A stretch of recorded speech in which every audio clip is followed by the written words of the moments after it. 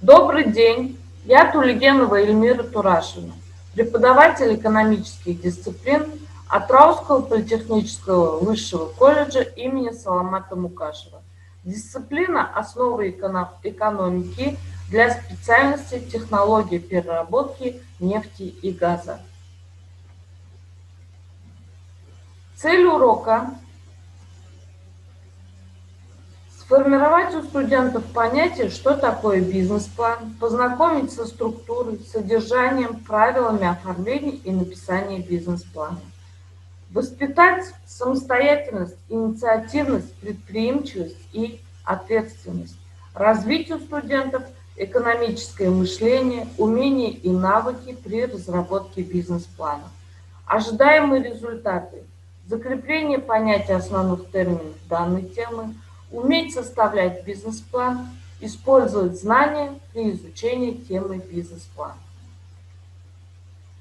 Тема сегодняшнего нашего урока – бизнес-план, составление бизнес-плана. Какие вопросы мы будем затрагивать? Понятие бизнес-план, его цели и задачи, структура и содержание бизнес-плана, оформление и стиль бизнес-плана. Итак, что такое бизнес-план? Бизнес-план – это документ, в котором оцениваются и прогнозируются возможности развития фирмы. Цель разработки бизнес-плана – спланировать всю хозяйственную деятельность фирмы на ближайший и отдаленный период в соответствии с потребностями рынка. Задача бизнес-плана – определение конкретных направлений деятельности фирмы, сформировать долговременные и краткосрочные цели, оценить материальное и финансовое положение фирмы, определить состав маркетинговых мероприятий, предусмотреть трудности, которые могут помешать выполнению бизнес-плана. Главное правило при разработке бизнес-плана состоит в том, что руководитель фирмы или предприниматель должен самостоятельно написать его. А сейчас я предлагаю вам посмотреть видеоролик, подготовленный мной для вас, где я подробно излагаю тему бизнес-плана. В этом видео мы поговорим о том, что такое бизнес-планирование, для чего оно нужно и как самому составить бизнес-план правильно. Итак, что такое бизнес-план и для чего он нужен? Бизнес-план – это документ или по-другому руководство, которое описывает идеи проекта, бизнес-процессы и механизмы их реализации с целью достижения целей, заявленных автором. Вообще у бизнес-планирования, как и у любого процесса, должна быть цель. В этом случае успех вашего проекта будет зависеть от 3 ключевых факторов. Первое – осознание вашего уровня на текущий момент времени, точка А.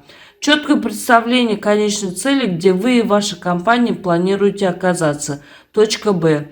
Четкое понимание последовательности шагов, чтобы перейти из точки А в точку Б. Есть 2 основные цели для создания бизнес-плана. В каждом из случаев необходимо уделить внимание определенной информации. Цель номер 1. Составление бизнес-планов для инвесторов.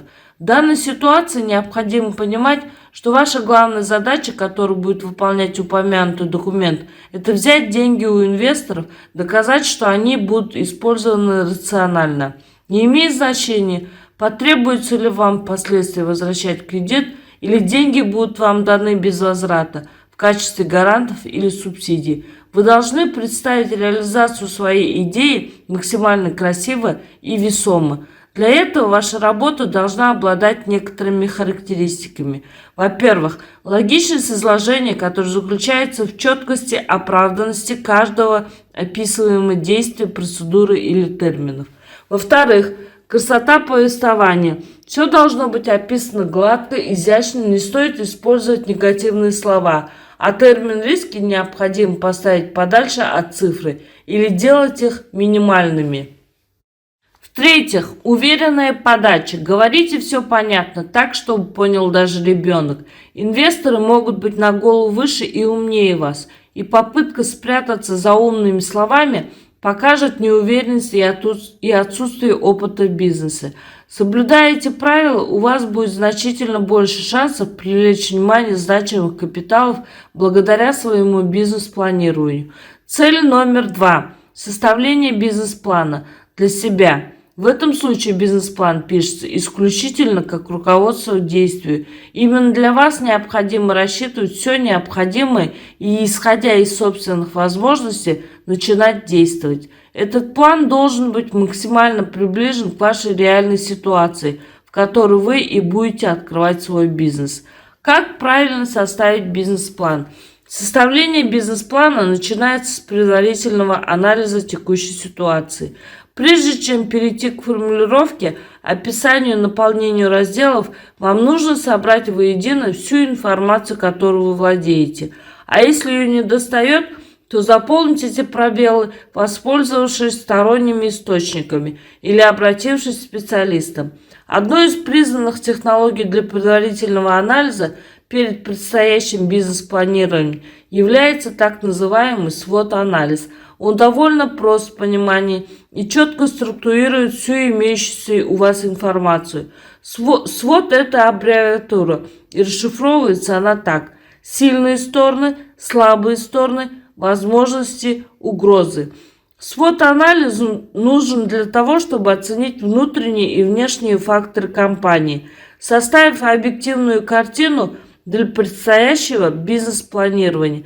Например, в нашем случае это могут быть следующие показатели. Сильные стороны: низкая себестоимость продукции, высокий профессионализм команды проекта. Продукт компании имеет инновационный компонент, привлекательная упаковка продукта или высокий уровень оказания услуги компании. Слабые стороны: отсутствие собственных торговых помещений, низкая узнаваемость бренда среди потенциальных покупателей. Возможности и угрозы представляют собой характеристики внешней среды, на которые прямо не может повлиять компания, а следовательно, они могут влиять на исход ее работы в будущем. Такими факторами могут быть экономическая и политическая обстановка в стране или регионе, социально-культурная среда, уровень развития технологий на территории ведения бизнеса, демографическая ситуация. Согласно анализу текущих условий, можно выделить потенциальные возможности будущего проекта. Возможности: внедрение новых материалов и технологий для производства продукта компании, получение дополнительного финансирования на проект, адаптация дизайна продукта под культурные и возрастные особенности региона. Угрозы: высокие таможенные пошлины на сырье для производства товара, сильная конкуренция в данном сегменте рынка. После того, как SWOT-анализ будет проделан, можно переходить к описанию разделов бизнес-плана. Какие разделы должны быть в бизнес-плане? Для того, чтобы понять структуру бизнес-плана, вам необходимо определиться с его разделами. Классический вариант для большинства бизнес-планов следующий. Первое – вводная часть. Второе – описание товаров и услуг. Третье – анализ рынка и маркетинговая стратегия. Производственный план.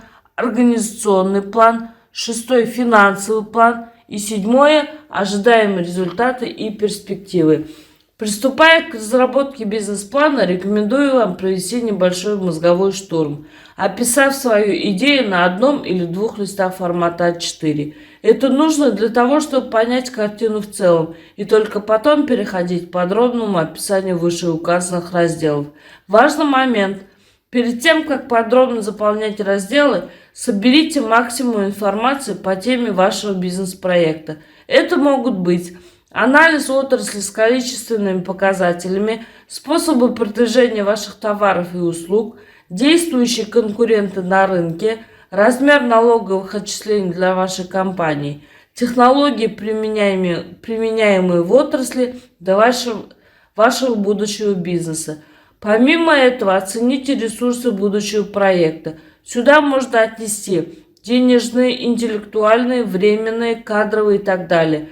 Все это поможет вам максимально эффективно написать бизнес-план самостоятельно и не искать попутный материал для его разделов.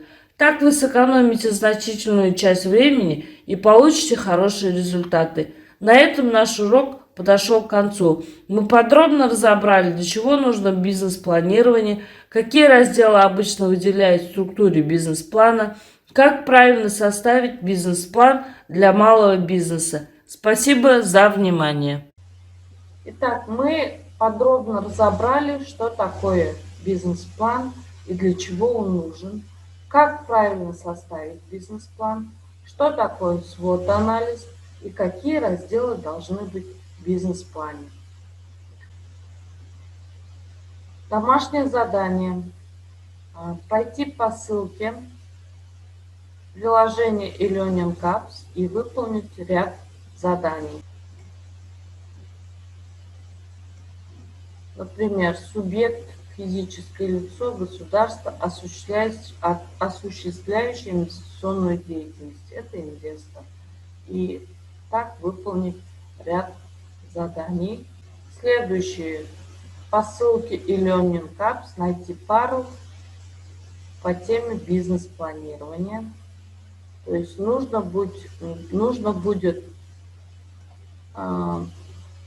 пройти по этим вот заданиям и прикрепить, что к чему подходит. Например, что такое бизнес-план? Бизнес-план – это у нас описание того или иного проекта, суммы и сроки его реализации. Вот в этом порядке осуществить задание, которое я вам даю. Так, следующее. В приложении Quizzes ответить на тестовые задания. И в платформе Platonus прикрепить все выполненные задания и отправить на проверку. Спасибо за внимание. До свидания.